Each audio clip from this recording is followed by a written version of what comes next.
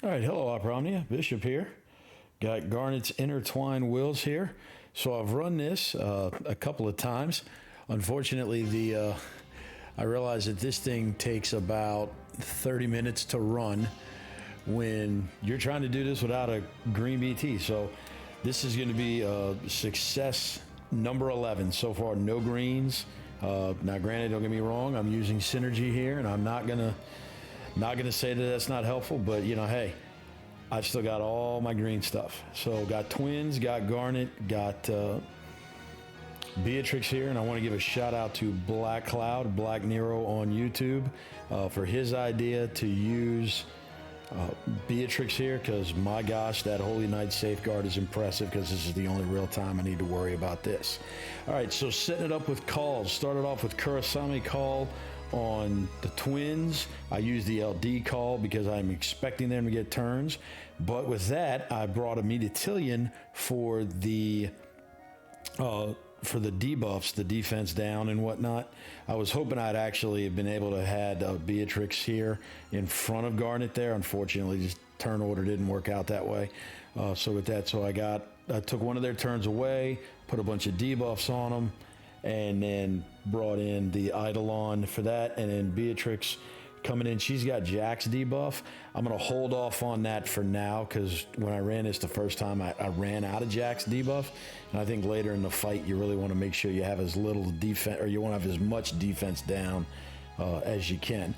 Now with this, I did use Odin instead of Ramu, because in my previous run I didn't have any debuff slots up for Ramu's paralyzed, so I was like, well, I'm going to go with it here, and then plus I'm going to get the attack boost and the defense down. So again, trying to just stack as much attack as I can, in particular for Garnet, and even though she's Synergy, she's not, you know, she's capping out here. She's going to be struggling later, and especially with Beatrix, she's going to be struggling here towards the end as we get there.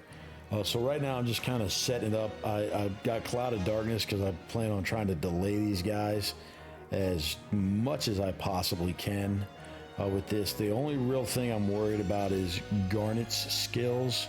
So I started off with a lot of attack. The one thing I wish I had done was really pushed a lot more on the water one early, so I could have got the attack boost later and not had to switch back and forth between her stance. And that's what I was doing right there, kind of deciding what I was going to do with that. So thankfully at this point, and I've got the one way to avoid taking a nasty HP attack before you can get safeguard up is that that little poison effect comes out real nice with this.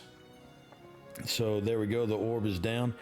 So like I said, once I get through the first sandstorm, that's when I'm going to go ahead and bring in Call of Darkness. And actually, I probably could have ran a little bit deeper into it before I brought Call of Darkness in. I was using Call of Darkness to try to get as many breaks as I could, and the consistent off-turn damage. And the reason why I say I kind of wish I'd have waited, like right here, I'm kind of waiting. I'm deciding whether or not I'm going to use Safeguard, if these guys are going to get another turn, or if I'm going to go ahead and bring in the Jack buff, because I was worried about were they going to get a break here before, or were they going to come out of break before I could get Safeguard up, because I was like, okay, I know I'm not going to, I'm pretty sure I wasn't going to get them under 69% here to eat another sandstorm, so I wasn't particularly worried about that. So, but I wasn't sure what the Twins were going to do with this, because this is where I went with the AA to give me an extra turn on their buff, and then they went and jumped on me. I was expecting them not to jump so much, but it's like, okay, so you know, we're gonna get them close, but thankfully not. I'm gonna be able to get the Safeguard up before they're able to come at me with the sandstorms. So thankfully, that's one thing that, even though they could break the tar out of anybody, they're only doing one hit. So, you know, hey, 999 is all they can do. Can't complain about that. So now I went ahead with Jack because I said, okay, as soon as this next sandstorm goes off, probably going to be bringing in Call of Darkness. Like I said, I probably could have waited a little bit longer for this in bringing her in. So since I didn't have any of the plus skills, that's why I went with Mega Flare to get the twins plus skills back up, and also knowing that Sandstorm was going to do Sandstorm was coming, and then thankfully, right after the Sandstorm, Beatrix is going to do her thing to, or at least try to get those buffs off of these guys. So thankfully, I really didn't have to worry about the buffs. There was never really an attempt where this got to be a problem. All right, so now I'm going to bring Call of Darkness in, and I did it so that this way I would have the free turn coming back in. Even though she's synergy, I wanted Beatrix because I wanted to be able to. I just think Beatrix is a little bit easier, and I didn't want to run out of Garnet skills with that. So as you can see, I, burst effect first. Now LD attacks. I go ahead with the Clim Hazard here, even though it's, man, you want to talk about a bad EX attack. So this way I would have the safeguard ready for the next time with that. So this is where I couldn't remember what Noble Loyalty, what skill that was. So I'm actually going to lose that here in a bit.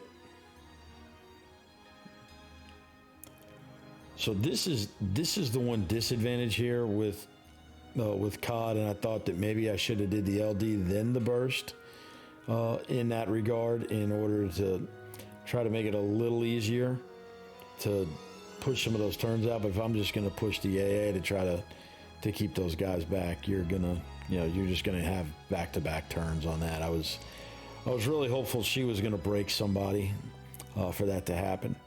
All right, so this is why I decided to burst, because I was like, okay, she's gonna use her LD on the very next turn, and then she's gonna be out of here. It's like, let me get as much damage as I can out of her. So that's why, even though I'm a little bit earlier than I wanted to, we're gonna get the burst in here.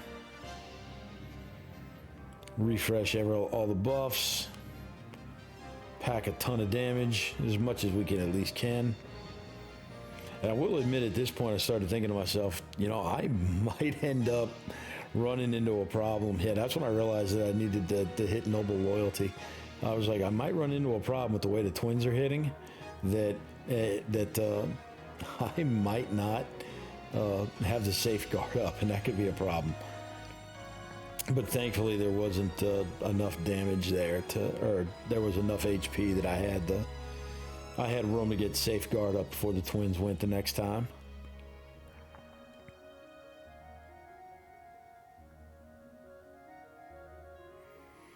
All right, so we're going to get the last LD here with COD. So really, she kind of did what I wanted her to do, which was take a good chunk of damage off and save some skills here for Garnet, so I didn't have to. So that's just one thing. She doesn't have a whole lot of skills, so you really gotta. I'm sure they built her with those special HP and brave attacks to push them out, but I wanted to make sure I could get that holy prayer up as often as possible for when quick stand starts. All right, so since it didn't need to be broken, that's why I went with water, just to hold on to the thunder. I didn't figure I'd run out of skills, but as a just in case. And this is when I really wish I had started spamming the thunder skill, just to get that attack buff up onto everybody else here. And there we go. We had safeguard up at the right time. Sorry guys, you can't do anything.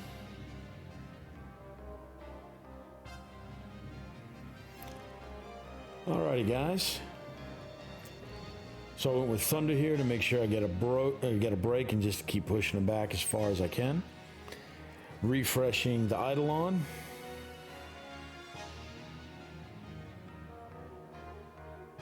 And there we go. Not really worrying about the EX here, so I'm just going to let that thing run. I was just kind of double checking to make sure I was right on that. So there we go, Blizzard. Beatrix coming up. So it's like, okay, I'm getting ready to go Sandstorm. Let's get this terrible Clim Hazard in. So at least I got the safeguard up for the 19. Because right now, with the way the turn order was looking, I was like, ooh. There's a ton of HP on them, but I don't know how much am I going to be able to push these guys any further back. So that's when I started getting aggressive here with the Thunder to make sure I'm breaking these guys left and right. There's quicksand. Here comes the drain effect, or not the drain, but the sap. So I figured it's probably a good time to let Beatrix use her LD, because I hadn't used it in a while. And I was making sure which one of those was, because I knew the next turn was going to come up, it was going to reset all of these guys with Kurasame debuff. I wanted to make sure I had that up and ready to go, so I could, jack them back up to 3 and 4 stacks instead of letting them sit on 1, which I'm going to screw up more than a couple of times here with that.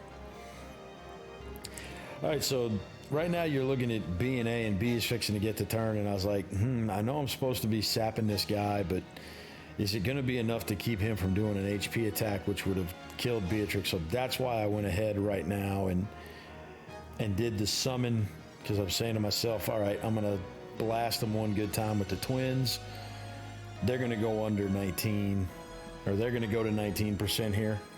So I need to make sure I get safeguard in. I actually wanted to use some AAs and do some other things in here, but it was like Beatrix was way too far back. I didn't want, so like right now is when I was debating whether or not to use Kurasame's the skill call so that I could put Kurasame's debuff back up to several stacks with what I was looking for. But like I said, I was more concerned about making sure I could get safeguard up, because I didn't want to eat a nasty HP attack right here at the very end. So, because I knew as soon as this turns over, you can forget it. It's here they come, last sandstorm. And there's 1. And there's 2. And there's 3. And this is why you keep a whole bunch of turns around here for this. So I was debating whether or not to use that extra Amida-Tellurium, but I was like, they're not going to get enough turns that that's going to be that big a deal. So I'm just trying to refresh my buffs as often as I can with that. Alrighty. And so I went with the Thunder Slash because I knew I needed to get that buff up one more time. So when these guys start going crazy like they are right now with HP, especially with that Brave regen, it's like, all right, you guys got to lose all that HP or all that Brave right now. So refreshing it just one more time because it's kind of along the lines of, you can't take it with you. And I finally remember to put Kurasame's buff back on after a few other turns. So as you can see, I ended up getting one guy to 3, one guy to 4, and then the other one was B never got another turn, so it wasn't that big a deal with that. So right now I was kind of debating, do I use that last one or do I make sure I got the one last safeguard to make sure that nobody could kill me with that. Still, I still had a big chunk of damage with the last twins LD, so I was kind of hoping it would get me over the finish line. But right now, those thunder skills from the twins are doing a number on that. So that's why I went with the safeguard as a just in case. This way I knew they're not going to be able to HP attack me. A and B were going to be clear.